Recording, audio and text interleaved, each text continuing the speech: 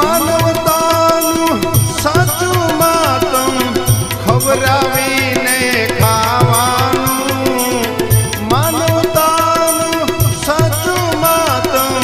ખવરાવીને ખાવાનું, હળી મળીને હસતા રહેવું, હળી મળીને હસતા રહેવું,